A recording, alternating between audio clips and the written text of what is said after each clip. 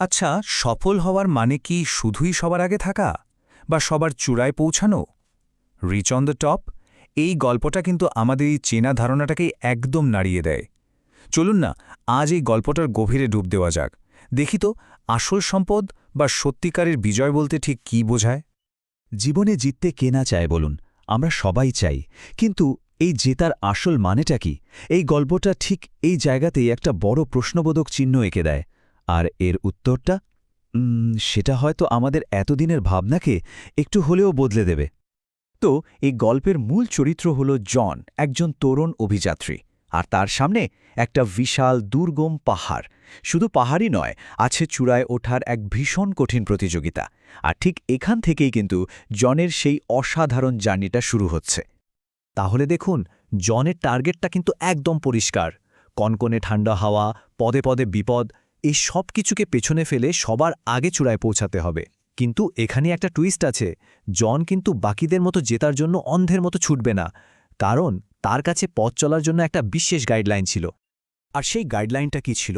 তার বাবার বলা একটা ছোট্ট কথা, ধৈর্য ধরে এগোলে লক্ষ্য নিজেই কাছে চলে আসে। ভাবুন একবার, এই একটা কথাই জনের জন্য শুধু একটা উপদেশ ছিল না, এটা তার মূল মন্ত্র হয়ে ওঠে। এটা শুধু পাহাড়ে চড়ার কৌশল না, এটা জীবনকে দেখারই একটা অন্যরকম অ্যাঙ্গেল। আচ্ছা, এবার তাহলে প্রতিযোগিতার একেবারে আসল পর্বে ঢোকা যাক, মানে সেই পাহাড়ে চড়ার ঘটনায়। আর এখানেই আমরা দেখব জনের অ্যাপ্রোচটা কিভাবে বাকি সবার থেকে একেবারে আকাশ পাতাল তফাৎ হয়ে যায়। এই যে দেখুন, এই ছকটা দেখলেই কিন্তু পুরো ব্যাপারটা পরিষ্কার হয়ে যায়। গল্পের মূল কনফ্লিক্টটা এখানেই। একদিকে আছে জন, যার অ্যাপ্রোচে আছে ধৈর্য, স্থিরতা, সততা, অনেকটা সেই কচ্ছপের মতো যে ধীরে ধীরে কিন্তু ঠিক দিকে এগোয়। আর অন্যদিকে বাকি প্রতিযোগীরা, তাদের মধ্যে শুধু তাড়াহুড়ো, শর্টকাট আর স্বার্থপরতা, ঠিক যেন সেই খরগোশের মতো একটা এলোমেলো দৌড়। জন আসলে একটা খুব সহজ কিন্তু গভীর সত্যি বুঝে গিয়েছিল। তাড়াহুড়ো করতে গেলেই ভুল হওয়ার চান্স বাড়ে। তাই ওর যে ধীর, স্থির গতি, সেটা হয়তো বাইরে থেকে দেখে মনে হচ্ছিল যে ও পিছিয়ে পড়ছে, কিন্তু আসলে এটাই ছিল চূড়ায় পৌঁছানোর সবচেয়ে সেফ আর নিশ্চিত রাস্তা। কিন্তু গল্পটা শুধু কে কত জোরে পাহাড়ে চড়তে পারে তা নিয়ে নয়। খুব তাড়াতাড়ি জনের সামনে এমন একটা সিচুয়েশন আসে যেখানে ওকে শুধু বরফের পাহাড় নয়, নিজের ভেতরের বিবেকের পাহাড়টাও জয় করতে হতো। আর এখানেই শুরু হয় তার আসল পরীক্ষা। আর ঠিক এখানেই গল্পটা একটা সাংঘাতিক মোড় নেয়। কি হয়? একজন প্রতিযোগী আহত হয়ে পড়ে যায়, আর বাকিরা তারা তাকে পাত্তাই না দিয়ে জয়ের জন্য দৌড়াচ্ছে। এবার জনের পালা। ও কি করবে? জয়ের লোভটা কি সামলাতে পারবে? হ্যাঁ, জন পেরেছিল। ওর নিজের আরোহণ থামিয়ে দেয়, কারণ ওর কাছে একটা ট্রফি জেতার থেকে একজন মানুষের জীবন বাঁচানো, বা বলা ভালো, মানবিকতাকে জেতানোটা অনেক বেশি ইম্পর্ট্যান্ট ছিল। আর এই একটা সিদ্ধান্তই কিন্তু গল্পের আসল মেসেজটা আমাদের সামনে নিয়ে আসে। আসল জয় মানে ফিনিশিং লাইনে ফার্স্ট হওয়া নয়। আসল জয় হলো নিজের মনুষ্যত্বকে, নিজের মূল্যবোধকে সবার উপরে, একেবারে শীর্ষে পৌঁছানো। আচ্ছা, এই যে জন একটা এত ভালো কাজ করল, এরপর কি ওর রাস্তাটা সহজ হয়ে গেল? একদমই না, বরং উল্টোটা হলো। অন্যকে সাহায্য করতে গিয়ে ও তো আরও পিছিয়ে পড়ল। আর চূড়ায় পৌঁছানোর জার্নিটা ওর জন্য হয়ে উঠল আরও অনেক বেশি কঠিন, আরও একা।